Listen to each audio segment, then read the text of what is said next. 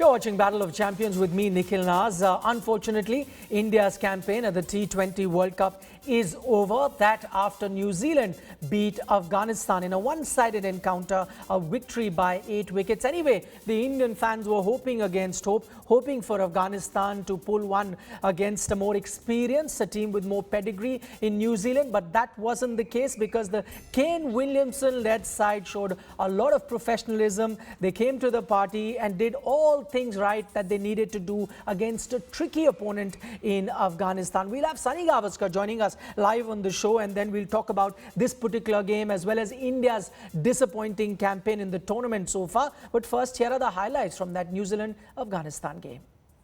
Now, what that result has done is given us the 4 semi-finalists at this particular edition of the T20 World Cup. We know now who the 4 semi-finalists are. They are Pakistan, Australia, England, and now you've got the New Zealand team joining them. What has that done to the group table that India was part of? India now in the 3rd spot ahead of Afghanistan. That is in terms of run rate. But remember, India still have a game to go against Namibia. But even if they were to win that, they'd still only reach 6 points. And then you have Pakistan, New Zealand with 8 points. We don't know who's going to top the group because that would be dependent on the Pakistan versus Scotland game. Assuming Pakistan win, then they'll be table toppers here and then will face Australia in the semi-final. Sunil Gavaskar joins us live now to look back at this particular encounter. We'll also talk about the Indian team with him. But Sunil, let's start with this Afghanistan-New Zealand game. As good as the Afghanistan bowling attack was, you knew 124 was never going to be enough.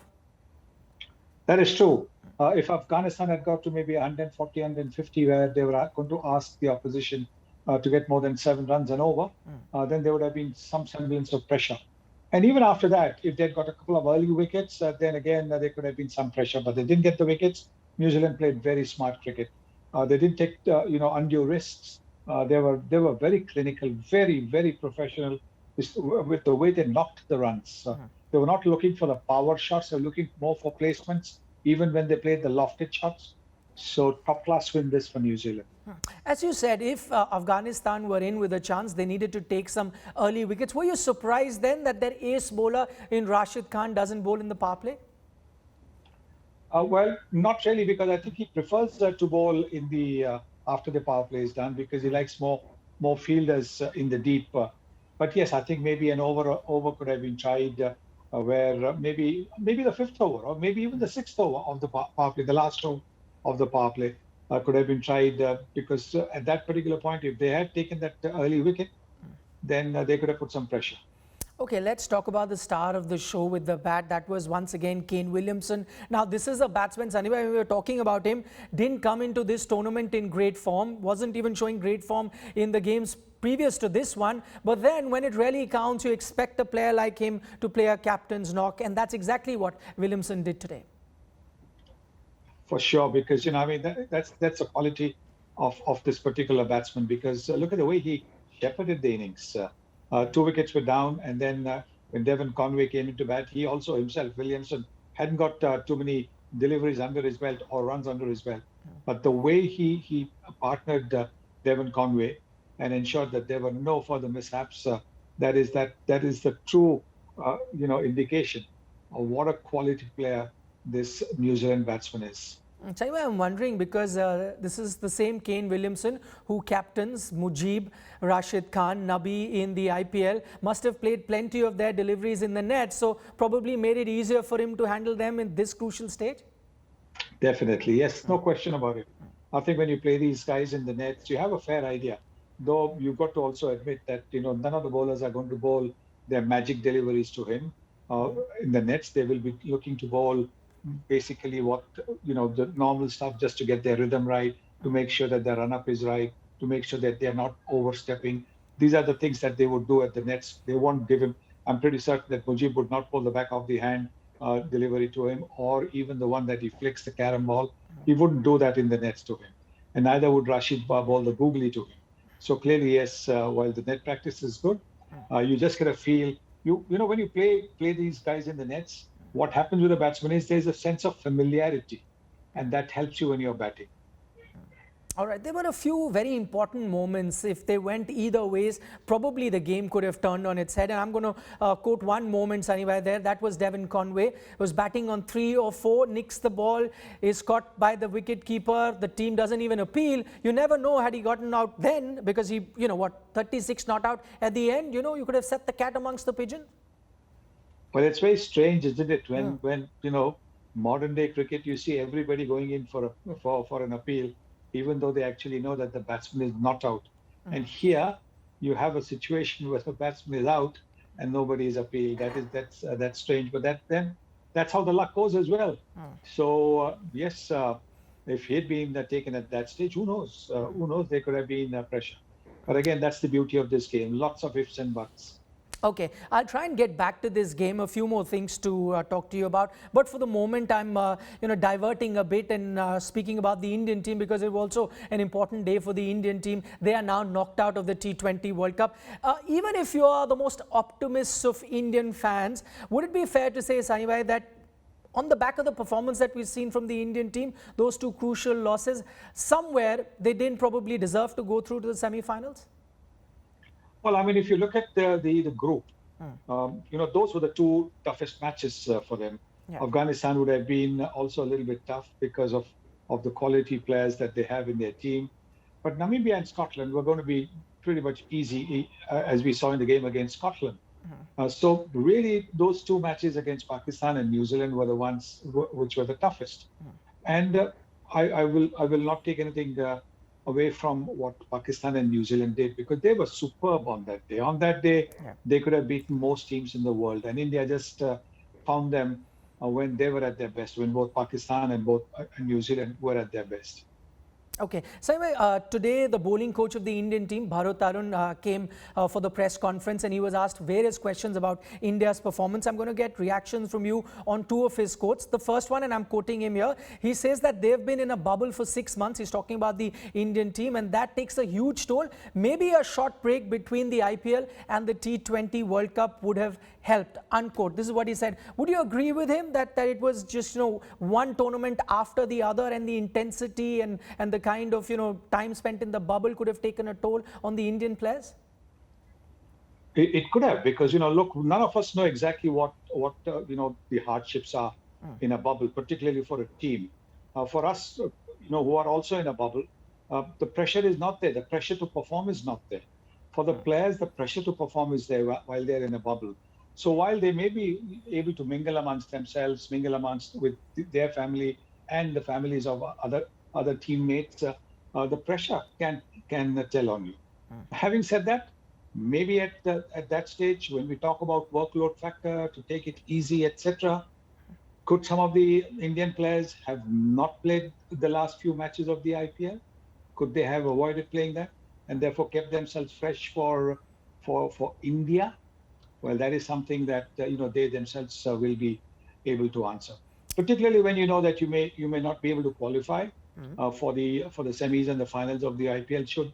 Should some of the players have taken a break and given themselves that 1 week, 10 days to freshen up, to recharge their batteries. All right, very interesting point there by Sunil Gavaskar, as he says that yes, bubble fatigue may be true, and especially for players that face a lot of pressure. But on the other hand, if a player doesn't want to play a particular game, and especially if those games are inconsequential, then it's the player's prerogative to decide whether he wants to be part of the playing 11. And if you really needed some time off, I doubt there'd be any IPL team that wouldn't allow you, keeping in mind that you have such an important tournament like the T20 World Cup to follow. So the other thing that Bharat Arun spoke about, he says that, listen, toss plays a very crucial role here. To an extent, what he's saying is right. I mean, you got to agree that we've seen toss play a lot of role in terms of deciding who ends up on the winning side. But would you put that down as the major reason for India not having made the semi-finals?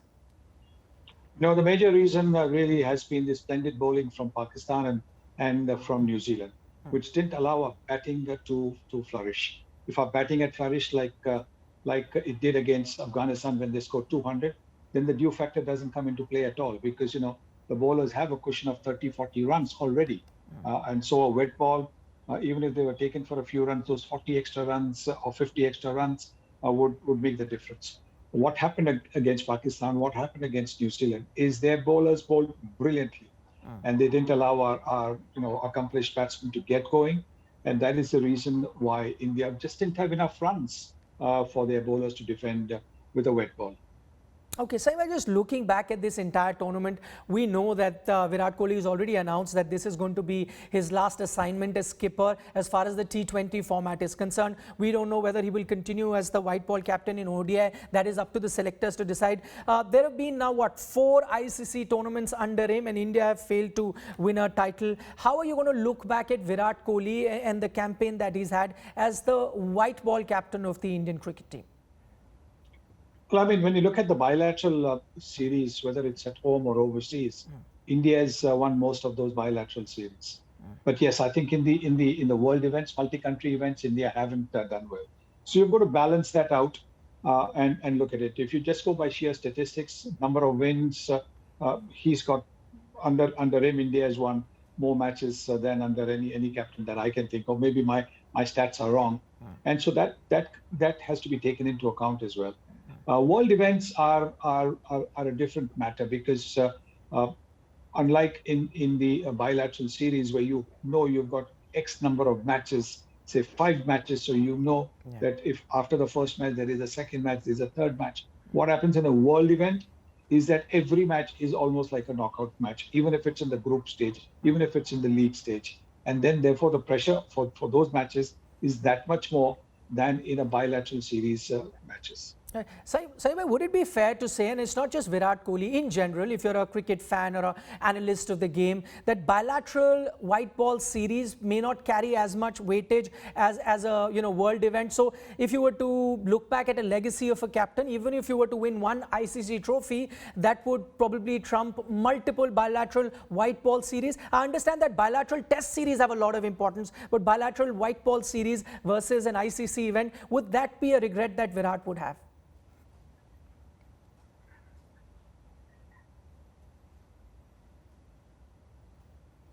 Are you asking me?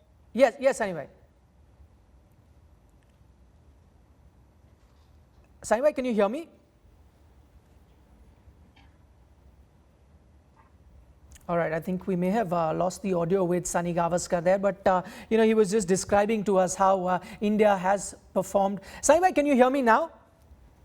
I didn't know that you asked me that question, because how would I know what Kohli is thinking, whether he's regretting it or not? I mean, you could ask him that question, not me. No, I understand. But I'm saying, as a captain, any captain, if you were to give him, let's say, an ICC trophy, and on the other hand, give him multiple bilateral white ball series, if you were captain, what is it that you'd rather have? Oh, definitely a world event championship, no question. A multi-country event championship is something that you would cherish, perhaps a little bit more than bilateral events. Again, depends which bilateral event you're talking about. If it is against a really top-class country, if you win, say, a bilateral series against Australia, then that also is as good and as big as maybe winning the World Cup, or against a bilateral series in T20 cricket against, say, England, who are so good at it, or even the West Indies, who have been two times champions. Then you would cherish that for sure, no question about it. But yes, a World Cup win, a world event win, that is, absolutely right at the top. All right, so my final comments from you, and I want to get back to that game, because one very important element that we missed out in that Afghanistan versus New Zealand game was the outstanding fielding by the Kiwi fielders. You reckon, this is one of the reasons that New Zealand ends up, always punching above their weight? Today we saw an outstanding save there, which saved 6 runs. Then that catch to get, Zadran, who was the man in form, he could have gone on to get even 20, 15 more runs. That is what really sets New Zealand apart. In T20 cricket, that is and limited overs cricket, that is always going to be the deciding factor when two well-matched teams play against each other. Whichever team fields well, takes it catches, stops the boundaries, is where they will save those extra runs. They will give those extra runs to their bowlers. They will save those extra runs. If they're chasing, save them from scoring those extra runs. And New Zealand has always been an outstanding fielding unit. And that's why they give an added edge to their bowling attack. Some of their bowlers might not look very threatening, but it's the fielding where they have a lot of dot balls because of the fielding that adds the pressure on the opposition batsman. All right, Saima, thanks so much for your time. Always a pleasure talking to him. Also, remember the New Zealand team were playing their third game in 5 days, and all of them were day game. We heard Martin Guptill the other day say that he lost 4 kilos playing that one encounter. Imagine playing 3 day games and yet having that sort of intensity. So you can't really grudge New Zealand making the semi-finals. They've just been outstanding in this tournament, barring that one loss that came against Pakistan. That's all that we could pack into the show this evening. Thanks so much for watching.